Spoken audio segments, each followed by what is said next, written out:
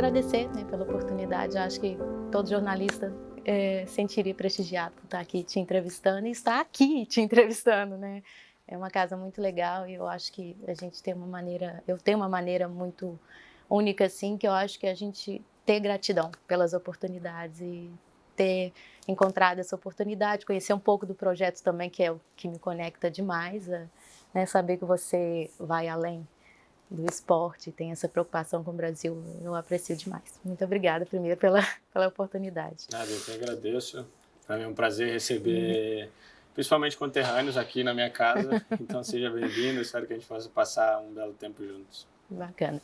Então, eu queria começar para a gente falar um pouquinho do projeto, né? A gente vai chegar ao momento de falar um pouquinho sobre você e a carreira, mas primeiramente sobre o projeto, assim, eu pude imergir um pouco nele nas últimas semanas e eu entendi que é um projeto que vai além da educação para o esporte, é um projeto que tem uma visão sistêmica social. Então, eu queria que você começasse contando como que surgiu essa ideia. O projeto é muito engraçado porque era um sonho de família, realmente, né? Meu pai sempre dizia e continua dizendo: meu sonho é sair daqui de Bicas um outro Danilo, alguém parecido pelo menos, né? Ele tem esse sonho, ele tem essa vontade dentro dele. E ele sempre quis ter alguma coisa que ocupasse a criançada, né? E junto com a minha vontade também de ajudar, de interferir nessa parte, e com a vontade de também alguns outros amigos que enxergavam essa necessidade na nossa cidade, porque as pessoas pensam muito sobre que os grandes lugares precisam desse tipo de iniciativa, de projeto. Eu sempre fui daquele que gosta de começar ajudando, começar levando, né, um poder para aqueles da onde eu vim. E as pequenas cidades também têm esse grande problema, talvez até mais por estarem longe dos grandes centros, por não fazerem com que as crianças e os jovens vislumbrem um horizonte, né? Então esse foi o principal objetivo quando a gente criou o Futuro Redondo, né? A gente buscava primeiramente pensando em uma ocupação, vamos fazer para a molecada jogar bola. Uhum. E, de repente, a gente pensou, não, a coisa é maior do que isso, né? A gente precisa dar um direcionamento, tentar mostrar que existe vida além do futebol, né? Tentar mostrar que se você não for um jogador de futebol, você tem um horizonte que você possa seguir em várias outras tarefas e atividades na vida, né? Então, foi aí o início do Futuro Redondo. A gente começou passo a passo e a gente vem crescendo e se transformando numa associação concreta que vem trabalhando bastante bem. De que maneira que você enxerga hoje, né, que esse projeto que vai além da questão do esporte, porque os meninos têm um acompanhamento terapêutico, pode dar a esses meninos autoconhecimento, propósito? Para mim é muito bacana e muito empolgante falar disso, né? Uma parte que eu pessoalmente venho buscando desenvolver ao longo dos últimos anos, venho estudando e tomando conhecimento e consciência também dessa parte, o quão importante é isso. Não falo só de teoria, falo também de prática, porque é uma coisa que me ajudou muito a sair de momentos difíceis, principalmente na minha carreira, e penso que na vida cotidiana, principalmente dos jovens, onde eles vivem repleto de incertezas, né? Isso é uma coisa muito importante a se desenvolver. Então foi uma das coisas que a gente logo pensou nesse acompanhamento, né, de psicólogos, nesse acompanhamento socioemocional para eles, até porque a grande maioria vem de famílias desestruturadas, vem de realidades não fáceis de gerir emocionalmente, e ali o projeto a gente espera que seja sempre um pedaço do dia deles, ou um pedaço da semana deles, onde eles possam estar equilibrados, onde eles possam haver esse crescimento socioemocional que a gente tanto busca. A utopia do nosso projeto é poder crescer, se tornar autossustentável e continuar ajudando o maior número de jovens e crianças possíveis, né? Nós temos já, em tão pouco tempo de projeto, exemplos de adolescentes e jovens que foram alunos participantes do projeto e hoje fazem o trabalho de estagiário como professores de educação física ou, propriamente dito, na parte de psicologia, dando suporte a novas gerações. Então, nosso objetivo ali é tornar, né, fazer com que as crianças e jovens venham a se tornar adultos capazes de fazer uma reflexão bem abrangente a respeito daquilo tudo que diz respeito à vida, mercado de trabalho, família, né? E assim conseguir dar passos concretos, criar um entorno da onde eles vivem assim muito mais bonito de se viver, eu diria assim. E você acaba que é a inspiração para os meninos mesmo, é o fundador do projeto, é ali que eles vão se espelhar. Como que foi para você essa passagem, né? Você começou ali mesmo no interior e aí chegou hoje a um atleta mundial e como que você trabalha isso no dia a dia, até mesmo soft skills e toda essa inteligência emocional que é necessário ter, né, Danilo, para lidar com toda essa carga e com todas as oportunidades que chegam até você. Eu, quando era jovem, assim, ali em Bicas, né, existiam alguns atletas que jogavam profissionalmente, não num nível muito alto, mas que eram meus ídolos, assim. Eram pessoas que às vezes iam na cidade e eu via, eu falava, caraca, eu quero ser igual a ele, estar vivendo as experiências que eles estão vivendo.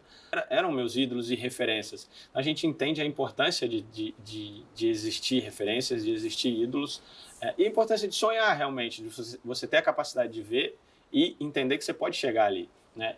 Eu procuro entender muito isso, e uma das coisas que a gente trabalha muito no projeto é realmente despertar essa esperança, né? Essa motivação, né, e esse almejar de poder chegar em algum lugar que é tão bacana. Acho que a dificuldade das cidades que estão assim, longe dos grandes centros, né? Quando a gente fala grandes centros, são as capitais, né? As cidades que, em teoria, têm mais oportunidades. A nossa distância para ver isso, né? Para falar, eu posso chegar. A gente está muito longe, né? Realmente. Então, eu enxergava essas pessoas como meus referentes, né? E foi através disso que eu consegui também ir tendo cada vez mais esperança de que era possível. Eu fico satisfeito que quando eu recebo o feedback da molecada de que, pô, eu quero ser igual a você, eu quero chegar onde você chegou, porque realmente mostra que eu estou fazendo um bom papel, que eu estou seguindo o caminho justo.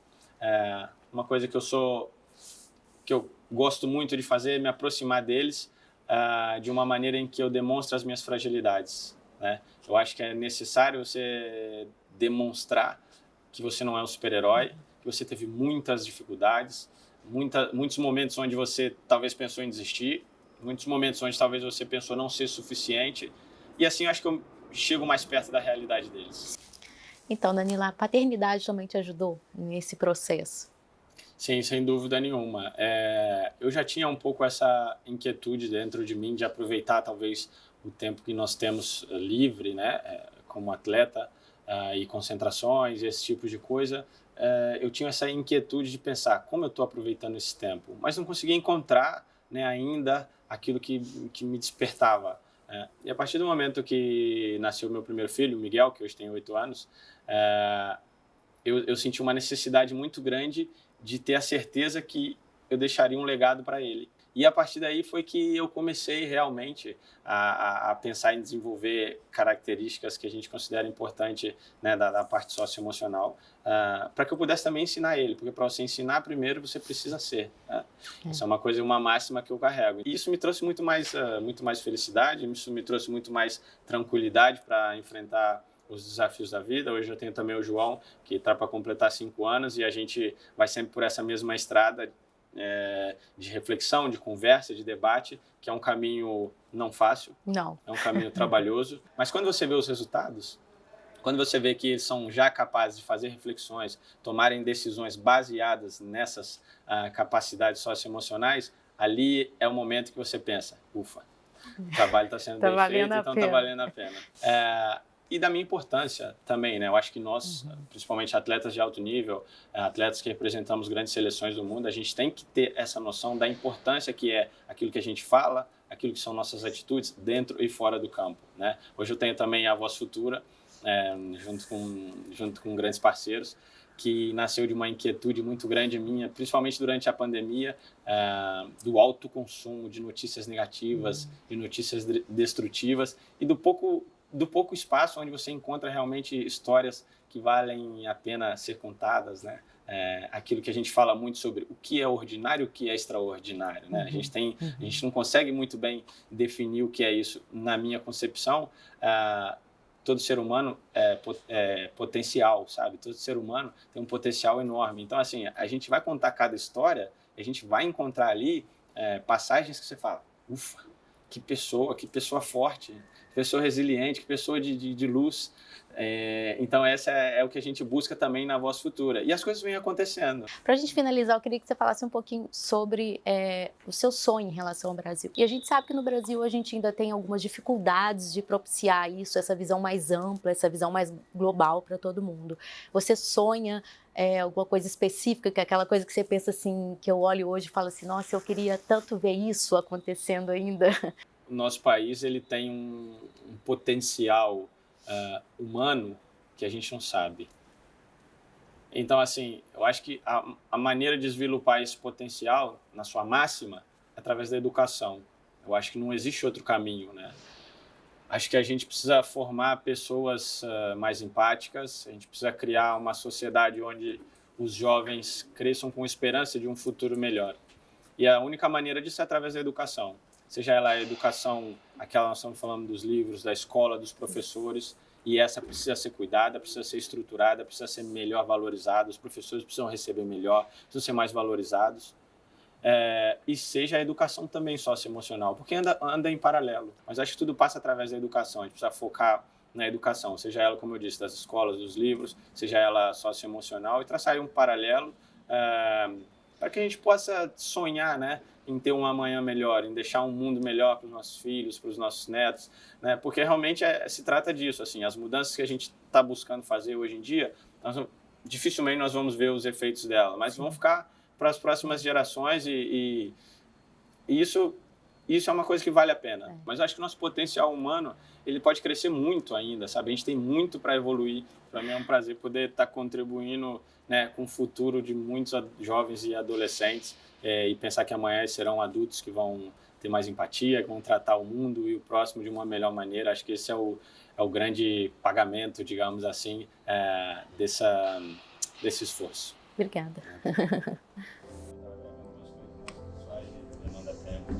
Não é? A gravação não é simples.